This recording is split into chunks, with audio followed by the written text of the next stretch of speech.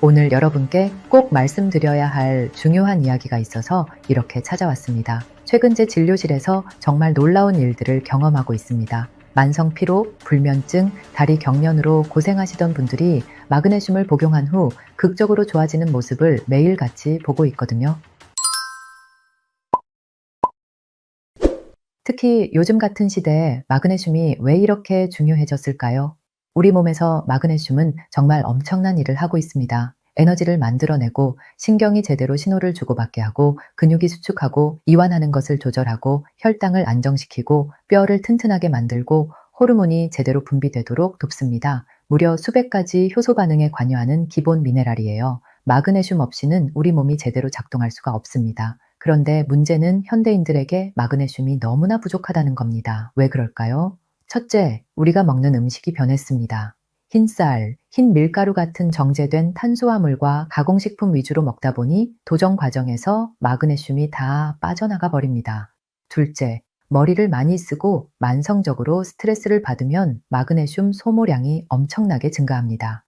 셋째, 커피와 알코올을 자주 마시면 소변으로 마그네슘이 더 많이 빠져나갑니다. 넷째, 나이가 들면서 위산이 줄어들고 소화 기능이 떨어지면 마그네슘 흡수력도 함께 떨어집니다. 다섯째, 당뇨나 대사질환이 있거나 여러 약을 복용하면 마그네슘 필요량이 늘어나고 고갈 속도도 빨라집니다. 그래서 요즘 마그네슘 보충제를 드시는 분들이 정말 많아졌습니다. 약국에서도 온라인에서도 마그네슘 제품이 불티나게 팔리고 있죠. 실제로 많은 분들이 마그네슘을 먹고 나서 잠을 더 잘 자게 되었다, 다리에 쥐가 안 난다, 피로가 줄었다고 말씀하십니다. 저 역시 환자분들께 마그네슘 보충을 권해드리는 경우가 많습니다. 하지만 여러분, 여기서 정말 중요한 사실 하나를 말씀드려야겠습니다. 마그네슘이 아무리 좋다고 해도 무조건 안전한 것은 절대 아닙니다. 어떤 분들에게는 마그네슘이 치명적인 문제를 일으킬 수 있습니다. 제가 10년 동안 신경과 진료를 하면서 직접 목격한 사례들이 있습니다. 마그네슘을 먹고 나서 갑자기 어지러워서 쓰러질 뻔했다는 분, 시야가 이상해져서 사물이 두 개로 보인다는 분, 숨이 차고 가슴이 답답해서 응급실에 갔다는 분들이 실제로 있었습니다. 특히 신장 기능이 좋지 않으신 분, 심장 질환이 있으신 분, 고령이신 분들은 더욱 조심하셔야 합니다. 왜냐하면 이런 분들은 마그네슘을 몸 밖으로 제대로 배출하지 못해서 체내에 과도하게 쌓일 수 있기 때문입니다. 그러면 독성이 생길 수 있어요. 건강한 사람에게는 별 문제가 안 되는 양도, 이런 분들에게는 위험할 수 있습니다. 안녕하세요. 10년차 신경과 전문의 이수정입니다. 오늘 영상에서는 마그네슘의 좋은 점만 이야기하는 게 아니라 마그네슘을 먹으면 안 되는 경우, 마그네슘을 먹다가 이런 증상이 나타나면 당장 중단해야 하는 신호들, 그리고 안전하게 마그네슘을 복용하는 방법까지 모두 말씀드리려고 합니다.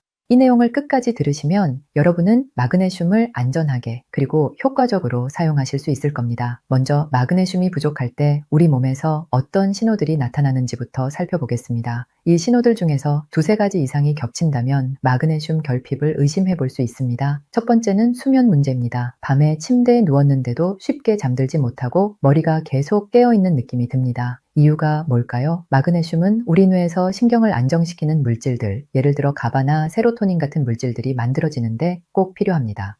마그네슘이 부족하면 이런 진정 효과를 내는 기능이 떨어지면서 잠들기 어려워지는 거예요. 두 번째는 근육 관련 증상입니다. 자다가 갑자기 다리에 쥐가 나거나 종아리나 발바닥에 경련이 일어납니다. 눈꺼풀이나 입 주변이 떨리기도 하고요. 아침에 일어났을 때 근육이 잘 풀리지 않고 계속 뻐근한 느낌이 듭니다. 왜 이런 일이 생길까요? 근육이 수축하고 이완하는 과정, 운동 후에 쌓인 젖산을 배출하는 과정, 그리고 근육세포에서 에너지를 만드는 과정 모두에 마그네슘이 관여하기 때문입니다. 세 번째는 기분과 정서의 변화입니다. 특별한 이유 없이 기분이 가라앉고 부정적인 생각이 자꾸 들고 긴장되고 불안하고 우울한 감정이 계속됩니다. 마그네슘은 세로토닌 같은 신경 전달 물질을 만드는 데 필요하고 스트레스에 저항하는 능력을 유지하는 데도 관여합니다. 부족하면 감정 조절이 어려워질 수 있어요. 네 번째는 심장 두근거림입니다. 맥박이 빨라진 느낌이 들거나 심장이 불규칙하게 뛰는 것처럼 느껴집니다. 심장 근육이 전기 신호에 따라 규칙적으로 뛰려면 마그네슘이 필요합니다. 마그네슘이 심장의 전기적 안정성을 유지하는 역할을 하거든요. 다섯 번째는 만성 피로와 근육통입니다. 충분히 쉬어도 회복이 안 되고 항상 피곤한 느낌이 듭니다. 포도당을 에너지로 바꾸는 과정, 그리고 운동 후에 쌓인 젖산을 제거하는 과정에 마그네슘이 관여하기 때문에 부족하면 피로감이 계속되는 거예요. 6번째는 손발톱이나 조직의 변화입니다. 손발톱이 쉽게 깨지고 약해진 느낌이 듭니다. 조직을 튼튼하게 유지하는데 필요한 미네랄이 부족할 때 나타날 수 있는 신호입니다. 7번째는 집중력 저하입니다. 머리가 흐릿하고 집중이 잘 안 됩니다. 뇌에서 신경신호가 제대로 전달되려면 마그네슘이 필요한데 부족하면 집중력이 떨어질 수 있어요. 8번째는 혈관이나 조직에 칼슘이 과하게 쌓이는 문제입니다. 마그네슘이 부족하면 칼슘이 필요 없는 곳, 예를 들어 혈관벽이나 어깨, 유방, 전립선 같은 곳에 과하게 침착될 가능성이 높아집니다. 이것을 석회화라고 하는데 마그네슘이 칼슘의 위치를 조절하는 역할을 하기 때문이에요. 9번째는 혈당과 대사 문제입니다. 인슐린이 제대로 작동하려면 마그네슘이 필요합니다. 마그네슘이 부족하면 혈당 조절이 더욱 어려워질 수 있어요. 10번째는 남성 호르몬 감소 가능성입니다. 테스토스테론이 분비되는 과정에도 마그네슘이 관여한다고 알려져 있습니다. 이렇게 마그네슘 부족 신호는 정말 다양합니다. 만약 이 중에서 두세 가지 이상이 해당된다면 마그네슘 보충을 고려해 볼 만합니다. 하지만 여기서 중요한 질문이 생깁니다. 그렇다면 마그네슘은 어떤 형태로 먹어야 할까요? 마그네슘 제품을 보면 종류가 정말 많습니다. 비스글리시네이트, 구연산, 말산, 산화 마그네슘 등등. 도대체 뭐가 다른 걸까요? 크게 세 가지 형태로 나눌 수 있습니다. 첫 번째는 킬레이트형입니다. 대표적인 게 비스글리시네이트예요. 마그네슘이 아미노산과 결합한 형태입니다. 장점은 흡수율이 높고 위장 자극이 적다는 겁니다. 단점은 가격이 비싸고 국내 제품이 많지 않아서 해외 직구를 해야 하는 경우가 많다는 거예요. 그리고 아미노산 부분 때문에 가끔 알레르기 반응이 보고되기도 합니다. 두 번째는 유기산 결합형입니다. 구연산 마그네슘, 말산 마그네슘, 글루콘산 마그네슘 같은 것들이에요. 의약품이나 건강기능식품으로 가장 많이 쓰이는 무난한 타입입니다. 흡수도 괜찮고 안전성에 대한 임상 경험도 많습니다. 단점은 알 하나에 들어가는 순수 마그네슘 함량이 낮아서 같은 양의 마그네슘을 먹으려면 알을 더 많이 먹어야 한다는 겁니다. 가격도 상대적으로 높은 편이고 제품 선택지가 많지 않을 수 있어요. 세 번째는 무기염 형태입니다. 대표적인 게 산화 마그네슘이에요. 장점은 알 하나에 마그네슘 함량이 높고 가격이 매우 저렴하다는 겁니다. 그리고 변비가 있는 분들에게는 장 운동을 촉진하는 효과도 겸할 수 있어요. 단점은 흡수율이 상대적으로 떨어지고 설사나 복통 같은 위장 장애가 더 자주 나타날 수 있다는 겁니다. 그렇다면 하루에 얼마나 먹어야 할까요? 일반적으로 건강유지 목적이라면 하루 약 200mg 정도가 적당합니다. 만약 증상이 뚜렷하거나 결핍이 의심된다면 하루 400mg 정도까지 늘려볼 수 있습니다. 이미 마그네슘을 먹고 있는데 효과가 없다면 어떻게 해야 할까요? 먼저 실제로 충분한 양을 먹고 있는지 확인해 보세요. 제품 라벨을 보면 마그네슘 화합물의 총량과 순수 마그네슘 함량이 따로 표시되어 있는 경우가 많습니다. 순수 마그네슘 기준으로 확인하셔야 합니다. 만약 이미 400mg 정도를 먹고 있다면 형태를 바꿔보는 것도 방법입니다. 산화 마그네슘에서 유기산형이나 킬레이트형으로 바꾸거나 반대로 해보는 거예요. 효과가 나타나는 데는 시간이 걸립니다. 짧으면 몇 주, 길게는 몇 달 이상 꾸준히 먹어야 합니다. 그래서 너무 조급하게 생각하지 마시고 최소 한 달 이상은 꾸준히 드셔보시길 권합니다. 자, 여기까지는 마그네슘의 좋은 점과 선택 방법이었습니다. 이제부터가 정말 중요한 내용입니다. 바로 마그네슘의 부작용입니다. 많은 사람들이 마그네슘은 미네랄이니까 안전하다고 생각합니다. 하지만 절대 그렇지 않습니다. 가장 흔한 부작용은 위장관 증상입니다. 복통, 속쓰림, 더부룩함, 가스가 차는 느낌, 메스꺼움이 생길 수 있습니다. 특히 설사나 묽은 변이 자주 나타나는데 산화 마그네슘이나 고용량을 먹을 때 더 흔합니다. 위산이 부족하거나 장이 예민한 분들은 이런 증상이 더 심하게 나타날 수 있어요. 상대적으로 드물지만 훨씬 더 심각한 부작용도 있습니다. 빈도는 매우 낮지만 신경계나 혈압과 관련된 증상들이에요. 시야가 이상해지거나 사물이 두 개로 보이는 복시 현상이 나타날 수 있습니다. 이건 신경계에 대한 과도한 억제나 불균형 때문에 생길 수 있어요. 저혈압, 어지러움, 머리가 멍한 느낌도 나타날 수 있습니다. 마그네슘이 신경계를 진정시키는 역할을 하는데 이게 과하게 작용하면 교감신경과 부교감신경의 균형이 부교감신경 쪽으로 너무 기울면서 혈압이 내려갈 수 있습니다. 호흡수가 감소하거나 가슴이 답답한 느낌이 들 수도 있습니다. 중추신경 억제가 심해지면 이론적으로 이런 일이 생길 수 있어요. 맥박이 너무 느려지는 섬액 같은 부정맥 가능성도 있습니다. 소변량이 증가하는 경우도 있는데 이건 전해질 성분으로서 신장과 방광을 자극하고 수분 이동에 영향을 주기 때문입니다. 매우 드물지만 정말 심각한 경우도 있습니다. 병원에서 치료 목적으로 황산 마그네슘을 정맥 주사로 과량 투여했을 때 중증 부작용이나 사망 사례가 보고된 적이 있습니다. 물론 이건 일반적인 경구 보충제와는 완전히 다른 상황이지만 마그네슘도 과량이 되면 위험할 수 있다는 걸 보여주는 예시입니다. 그렇다면 어떤 증상이 나타났을 때 당장 마그네슘 복용을 중단하고 병원에 가야 할까요? 제가 강조하고 싶은 경고 신호들을 말씀드리겠습니다. 첫째, 복통이나 설사, 속쓰림이 심하게 계속될 때입니다. 며칠 지나도 나아지지 않고 오히려 악화된다면 중단하셔야 합니다. 둘째, 갑자기 시야에 이상이 생기거나 사물이 두 개로 보일 때입니다. 이건 신경계에 문제가 생긴 신호일 수 있으니 즉시 중단하고 병원에 가셔야 합니다. 셋째, 이유 없이 어지럽고 쓰러질 것 같은 느낌이 들 때입니다. 특히 갑자기 일어섰을 때 눈앞이 하얘지거나 중심을 잡기 어렵다면 저혈압이 심해진 거일 수 있어요. 넷째, 심한 저혈압 증상이 있을 때입니다. 어지럽고 무기력하고 혈압이 비정상적으로 낮게 측정된다면 위험합니다. 다섯째, 숨이 차거나 가슴이 답답한 느낌이 들 때입니다. 호흡에 문제가 생긴 거라면 아주 심각한 상황일 수 있습니다. 여섯째, 맥박이 평소와 다르게 너무 느려지거나 불규칙해질 때입니다. 심장 박동에 이상이 생긴 거라면 응급 상황일 수 있어요. 이런 증상들이 나타나면 즉시 복용을 중단하시고 증상이 심하면 바로 병원 진료를 받으셔야 합니다. 나중에 다시 시도하고 싶으시다면 같은 제품을 그대로 쓰는 게 아니라 용량을 확 줄이거나 형태를 완전히 바꾸셔야 합니다. 특히 주의해야 할 분들이 있습니다. 신장 기능이 나쁘신 분, 심장 질환이 있으신 분, 아주 고령이신 분, 영유아는 절대 조심하셔야 합니다. 이런 경우에는 마그네슘을 몸 밖으로 제대로 배출하지 못해서 체내에 독성이 쌓일 수 있습니다. 건강한 사람에게는 문제없는 양도 이런 분들에게는 치명적일 수 있어요. 그렇다면 부작용을 최대한 줄이면서 안전하게 마그네슘을 복용하는 방법은 뭘까요? 몇 가지 요령을 알려드리겠습니다. 첫째, 식후에 복용하세요. 공복에 먹으면 위 자극이 심할 수 있습니다. 식사 후에 먹으면 위장 장애를 줄일 수 있어요. 둘째, 하루 복용량을 한 번에 다 먹지 마시고 여러 번 나눠서 드세요. 예를 들어 하루 400mg을 먹어야 한다면 아침 저녁으로 200mg씩 나눠서 먹는 게 좋습니다. 셋째, 위장 장애가 있을 때는 형태를 바꿔보세요. 산화 마그네슘에서 유기산형으로, 유기산형에서 킬레이트형으로 바꿔보는 겁니다.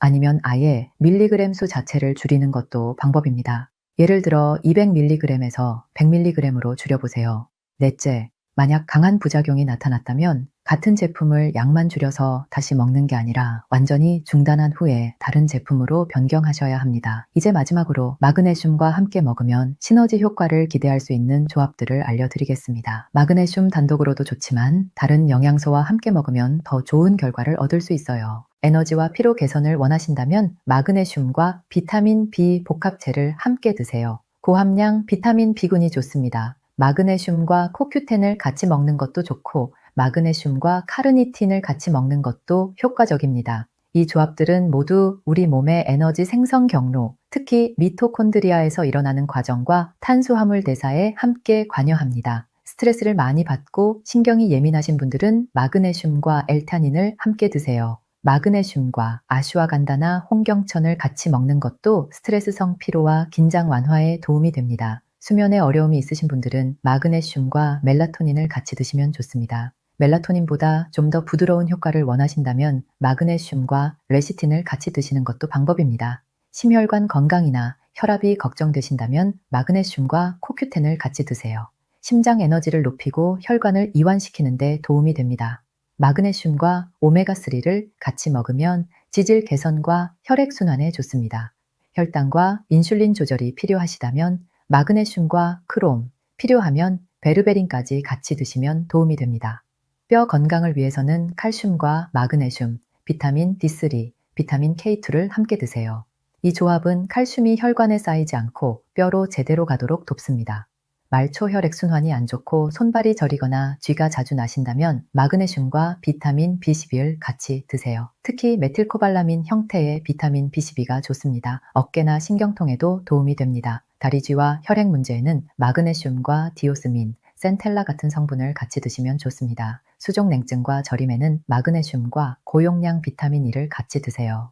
여성분들 중에 생리통이 심하시다면 마그네슘과 오메가3를 같이 드세요. 생리전 증후군, 그러니까 생리전에 예민해지고 우울하고 뾰루지 나고 붓는 증상이 있으시다면 마그네슘과 바이텍스를 같이 드시면 도움이 됩니다. 마지막으로 제품 선택 기준을 정리해 드리겠습니다. 위장이 약하신 분은 유기산형이나 킬레이트형을 우선적으로 고려하세요. 가성비를 중시하시고 변비 개선도 함께 원하신다면 산화 마그네슘을 고려해 볼 수 있습니다. 제품을 고를 때는 한정당 실제 마그네슘 함량을 꼭 확인하세요. 화합물 전체 무게가 아니라 순수 마그네슘 기준으로 봐야 합니다. 가격과 복용 편의성, 그러니까 알 개수와 크기도 고려하시고요. 만약 혈행 개선이나 수족 냉증, 경련 같은 특정 목적이 있으시다면 마그네슘에 비타민 E, 비타민 B12, 혈행 개선 한방 성분이 함께 들어있는 복합 의약품도 선택지가 될 수 있습니다.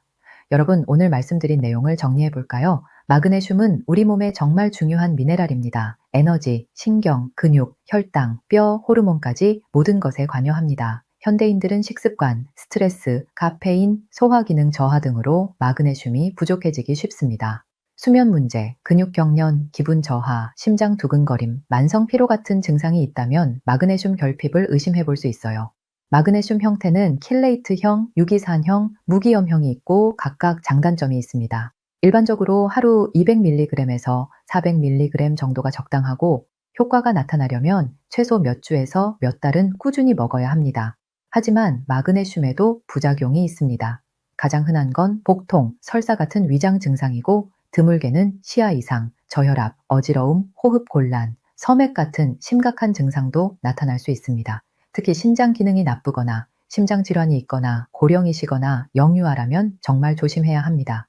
이런 위험 신호가 나타나면 즉시 복용을 중단하고 병원에 가셔야 합니다. 복통과 설사가 심하게 지속될 때, 갑자기 시야가 이상해질 때, 이유 없이 쓰러질 것 같을 때, 심한 저혈압 증상이 있을 때, 숨이 차거나 가슴이 답답할 때, 맥박이 비정상적으로 느려지거나 불규칙할 때, 이런 증상들은 절대 가볍게 넘기면 안 됩니다. 부작용을 줄이려면 식후에 복용하고 하루 용량을 나눠서 먹고 위장 장애가 있으면 형태나 용량을 바꿔보세요. 강한 부작용이 나타났다면 같은 제품을 계속 쓰지 말고 완전히 다른 제품으로 바꾸셔야 합니다. 마그네슘은 다른 영양소와 함께 먹으면 시너지 효과가 있습니다. 에너지 개선에는 비타민 B, 코큐텐, 카르니틴, 스트레스, 완화에는 L테아닌이나 아슈와간다, 수면에는 멜라토닌이나 레시틴, 심혈관, 건강에는 코큐텐이나 오메가3, 뼈 건강에는 칼슘과 비타민 D3, K2, 혈행 개선에는 비타민 B12, 디오스민, 비타민 E, 생리통에는 오메가3, 생리전 증후군에는 바이텍스가 좋습니다. 제품을 선택할 때는 위장 상태, 목적, 가격, 편의성을 고려해서 자신에게 맞는 형태와 용량을 찾으세요. 제가 10년 동안 신경과 전문의로 일하면서 느낀 건 마그네슘은 정말 많은 분들에게 도움이 되는 훌륭한 보충제지만 절대 만능은 아니라는 겁니다. 누구에게나 안전한 것도 아니고 모든 사람에게 같은 효과를 내는 것도 아닙니다. 여러분의 몸 상태, 복용 중인 약, 기저질환을 꼭 고려하셔야 합니다. 만약 지금 마그네슘을 드시고 계신다면 오늘 말씀드린 위험 신호들을 잘 기억해 두시고 몸의 변화를 주의 깊게 관찰하세요. 조금이라도 이상한 느낌이 들면 주저하지 말고 중단하시고 전문가와 상담하세요. 마그네슘을 아직 시작하지 않으셨다면 자신에게 정말 필요한지, 어떤 형태가 맞을지, 다른 약이나 영양제와 상호작용은 없을지 먼저 확인하세요. 가능하다면 전문가와 상담 후에 시작하시는 게 가장 안전합니다. 건강보조제는 말 그대로 보조입니다. 기본은 균형 잡힌 식사, 충분한 수면, 적절한 운동, 스트레스 관리입니다. 마그네슘도 이런 건강한 생활 습관의 토대 위에서 보조적으로 사용할 때 가장 안전하고 효과적입니다.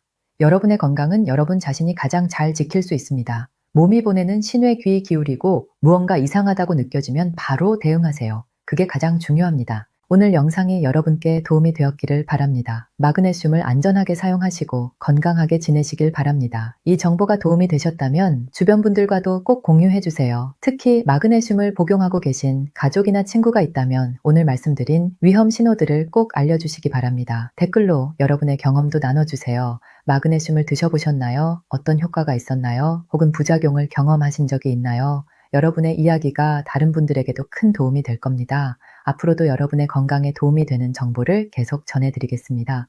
구독과 좋아요 부탁드리고요. 알림 설정까지 해두시면 새로운 영상이 올라올 때마다 바로 보실 수 있습니다.